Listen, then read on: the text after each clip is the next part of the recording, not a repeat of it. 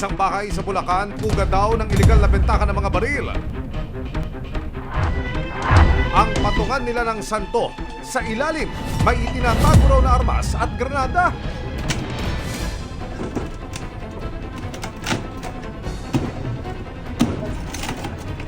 Ano naman ka? Wala. May granada. Yes, ano yan, yung hindi yung sumasabog. Teka lang. Yung granada, nakalagay yun sa may puon na nakita ron, nakalapag lang. Wala na daw sa sundalo yan, wala na pulbura. Ang makakapag-identify niya kuya, EOD. Kita may pinto. Sus Mariosep! Isang bahay sa Bulacan na hindi naman munti, ang paninda raw doon ay sari-sari. Pero hindi ng gulay ha, kundi ng baril, granada at pasabog na nakamamatay. Naiko po, delikado yan. Isang tip ang natanggap ng Bulacan Philippine National Police Criminal Investigation and Detection Group o PNP-CIDG tungkol sa isang bahay sa Sitio Duplas, Doña Remedios Trinidad sa Bulacan. Ang bahay na ito, nagpapalat kayo pala dahil ang tunay nitong pagkabahay, imbakan daw ng mga ibinebentang iligal na baril at pampasabog. May granada. OMG! Scary naman! Natulong nitong aming confidential informant, nagpanggap ako na bibili nga ng lupa. Hanggang sa sumama naman siya, pinakita niya sa amin yung lupa niya. At doon, sinabi niya na rin sa amin na kung bibili kayo lupa rito, bumili na rin kayo ng baril bilang protection niyo. Tapos ang sabi niya lang nun mura lang naman yung mga baril kasi mga wala namang papel. Aba! Sa pulis ka talaga nag-offer ha? Agad akong bumalik dito sa CIDG upang i-report sa aking hepe yung nangyari na totoong may nagbebenta ron. And then, in-instruct ako na mag-apply ng search warrant. Dahil sa impormasyon, agad nag-apply ng search warrant ang Bulacan CIDG. At noong June 27, 2023, ibinaba ng Regional Trial Court ng Malolos City, Bulacan ang search warrant. Ang target, ang bahay ni Sunny Borinaga. Agad na ikinasa ng mga pulis ang operasyon sa Sitio Duplas sa Barangay Kalawakan, Doña Remedios Trinidad. Sa lugar na ito, naiilan lang ang mga bahay at residente. Natukoy ng mga pulis ang sinasabing may-ari ng bahay. Taas ang mga kamay! Pumatok po kami, nagpakilala kami ng mga pulis ng CIDG at may dala kaming search warrant.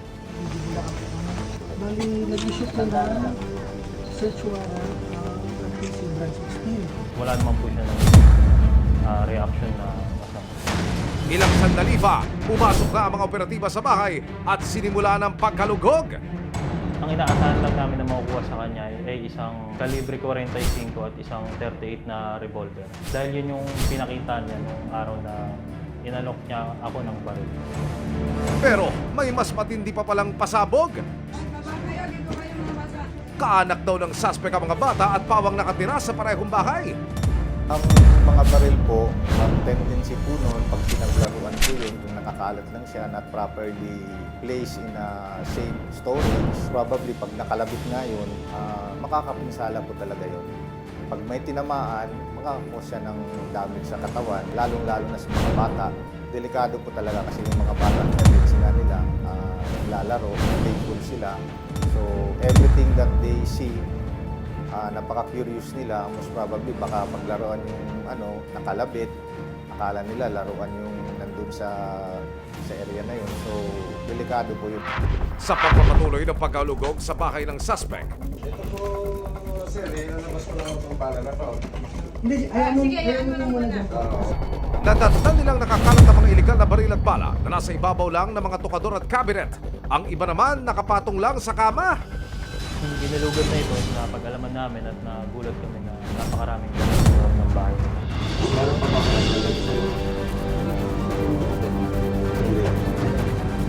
Sa cellphone video ito, sa ilalim ng Santo Niñong ito, nagtatago pala ang mas matinding himala. Hindi, matagal yung sir po, para may hindi ka na kayo mahirapan. Dahan-dahan mo lang, Ray. Ganon din naman yan eh. Hindi, ganon sira. Sa pahintulot ni Sunny, binuksan ng isang cabinet.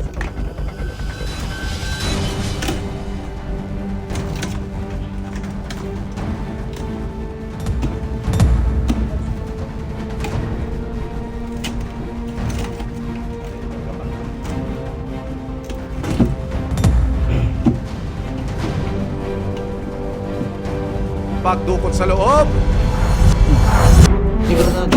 Airsoft, ano yan, hindi yung sumasabog yun. Teka. isang granada pala ang nakuha ni Sir. Yung granada, nakalagay yun sa may puon na nakita ron, nakalapag lang. Alam mo man. Okay, tanggalin ninyo. Dito, balik ulit. Sige. Wala na daw sa sundalo yan, wala na pulbura. Ang makakapag-identify niya kuya, EOD. Hindi tayo.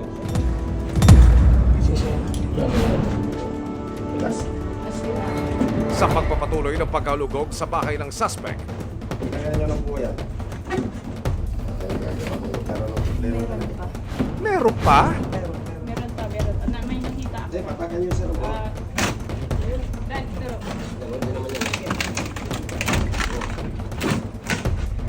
Isa-isa nang kumambad sa mga pulis ang mga iligal na baril.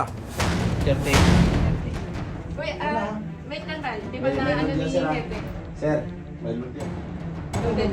Loaded yan? Loaded yan tayo. Ano kung naka-load ka mo? Ma'am. Sige. Para ano ko.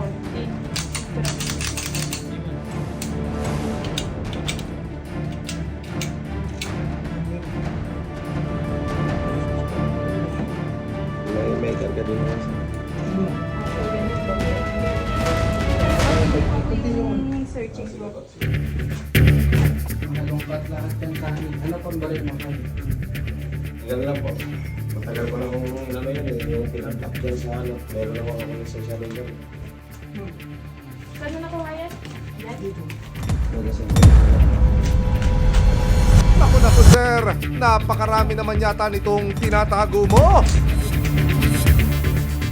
Nakuha sa bahay ni Sunny Borinaga ang isang granada, 4 na kalibre 22 na rifle, isang kalibre 45 pistola, 2 kalibre 38 revolver, isang carbine rifle, isang shotgun, mga magasin at mga bala. Teka, bahay ba ito o artilyera? Lahat ng nakuha natin mga nasa 21 kasama na po yung balat.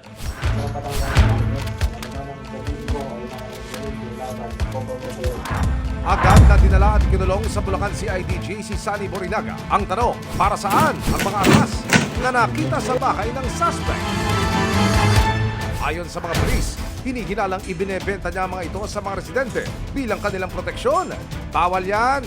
Yung sa Granada, maliit ang chance niya na magkaroon ng bail doon. Lalo na sa napakaraming baril na nakuha sa kanya. Mas maliit lalo ang chance na bigyan siya ng bail doon para makalabas. Sinubukan ng resibo na makapanay ang mga suspect, pero may silencer yata at biglang matipid siya sa kanyang mga sagot sa amin. Tatay, inaamin mo ba na sa'yo yung mga nakuha sa loob ng bahay mo na illegal na firearms saka granada?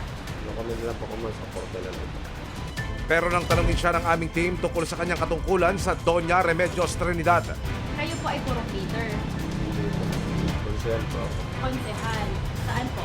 Sa Duplas mismo. ayon sa kapitana ng Barangay Kalawakan, hindi konsekal ng barangay kundi isang purok kaagapay si Sunny sa sitio Duplas. Isa lang po siyang kaagapay na bilang sa kanilang sitio Duplas, purok leader po sila. Doon lang po sila sa kung halimbawa po may mga problema sa kanila, sila po yung pupuntahan ng mga kasityo nila doon. Sakop lang po ng sitio Duplas siya. Hanggang doon lang po siya. Sa pagkakilala ko po sa kanya, mabait naman po siya. Dahil bilang siya nga po ay namumuno doon, kung talaga pong may ginagawa siyang pangit, ay tiyak i-report po ng mga tao. Pero wala naman pong na-report dito. Dahil sa mga nakumpiskang resibo, naharap ngayon si Sunny sa kasong paglabag sa Republic Act 10591 o Comprehensive Law on Firearms and Ammunition at Republic Act 9516 o Illegal Possession of Explosives.